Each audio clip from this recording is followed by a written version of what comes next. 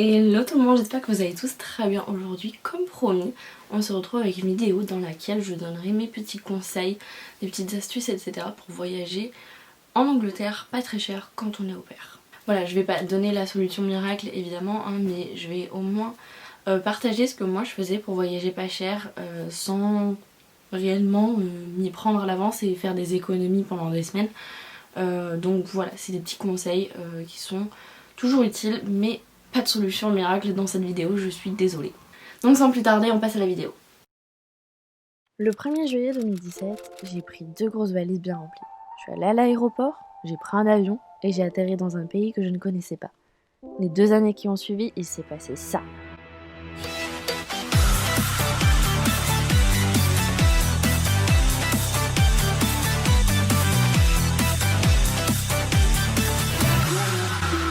Et voilà comment c'est arrivé.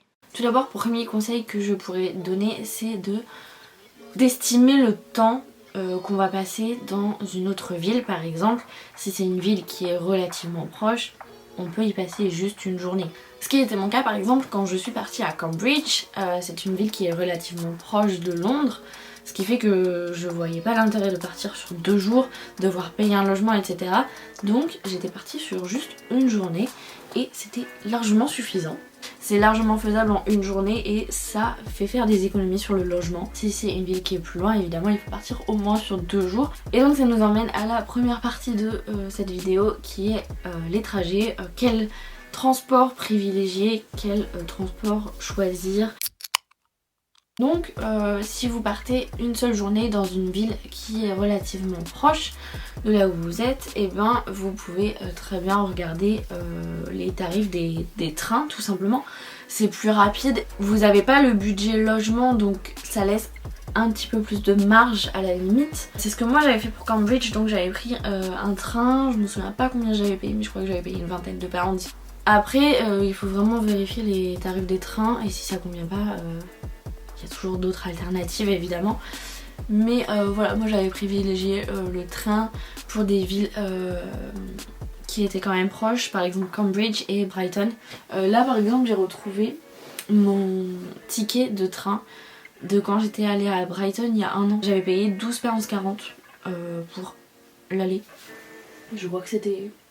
Non, c'était le retour.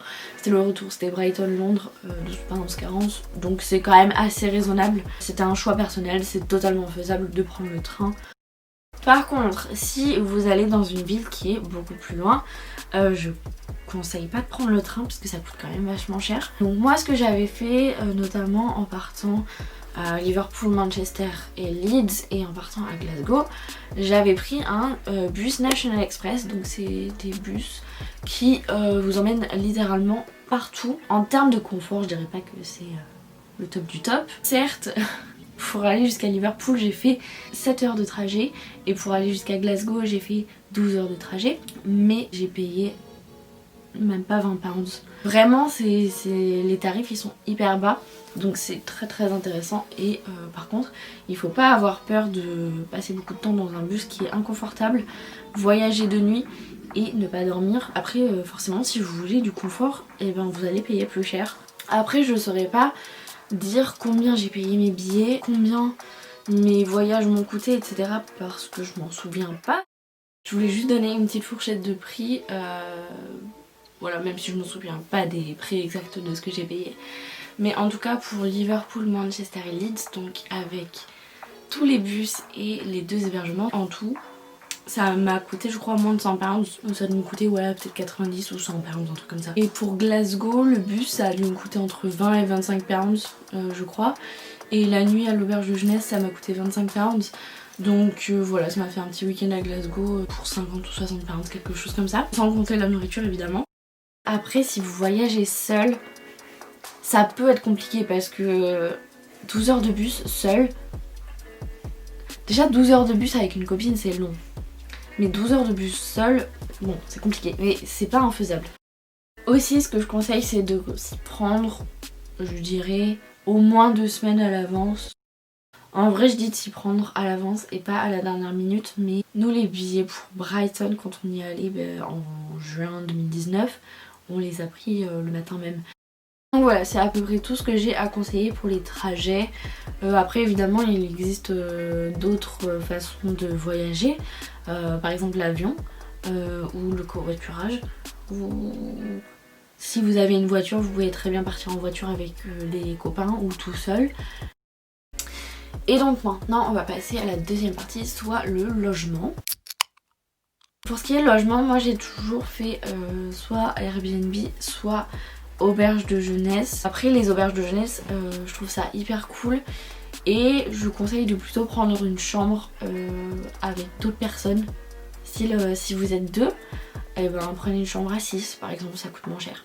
Quand j'étais à Liverpool, pareil, j'étais dans une auberge de jeunesse, c'était une chambre de 3 et on était deux. Sinon Manchester on avait pris un Airbnb parce que bah voilà, on avait trouvé ça. À Glasgow on avait trouvé une auberge, donc le Glasgow Youth Hostel. La nuit a dû nous coûter une vingtaine de pounds chacune, donc c'est largement raisonnable. Je mettrai les liens en barre d'infos des auberges dans lesquelles j'étais allée, parce que j'avais bien aimé, sauf celle de Brighton, mais c'est une autre histoire.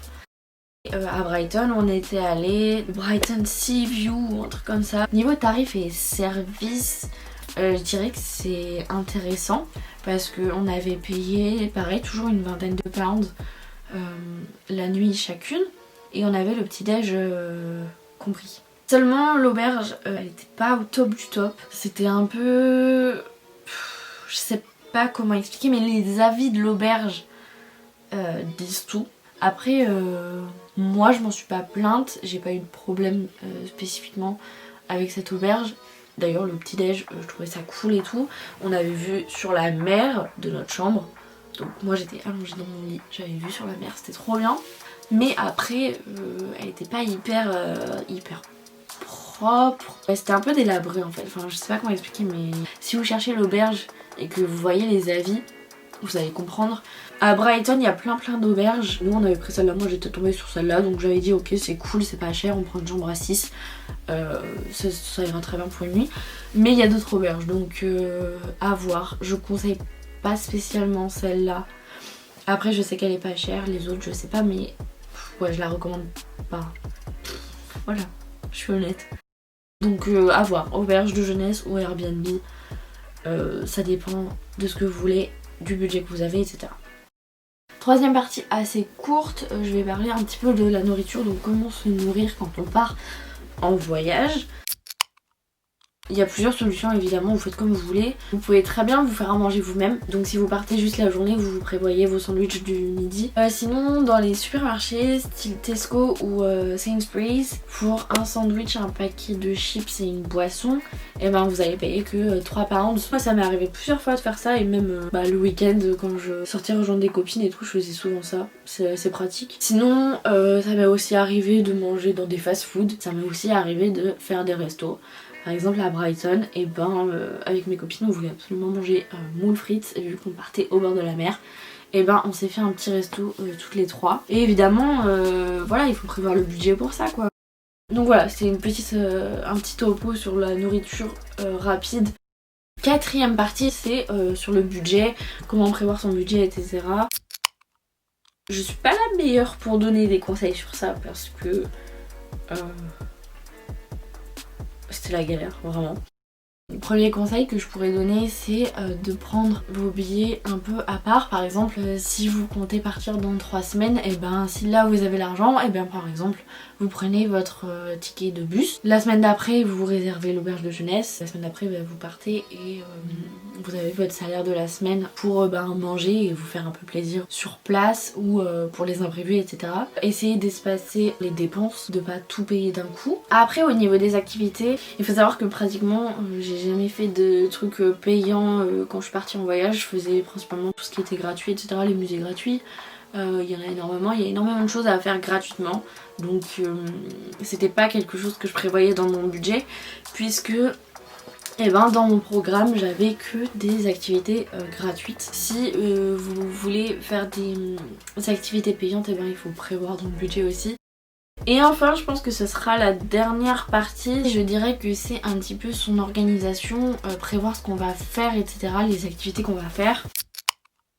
Ce que je conseille, c'est de vraiment s'organiser un programme, savoir ce qu'on va faire, quand on va le faire, etc. C'est hyper important, savoir ce qu'il y a à faire. Se renseigner en fait tout simplement sur ce qu'il y a à faire dans la ville où vous allez, décider ce que vous voulez faire, etc. quand vous voulez faire. Donc voilà, c'est à peu près tout pour l'organisation, le programme, les activités, etc. Vraiment bien s'organiser et privilégier les activités gratuites.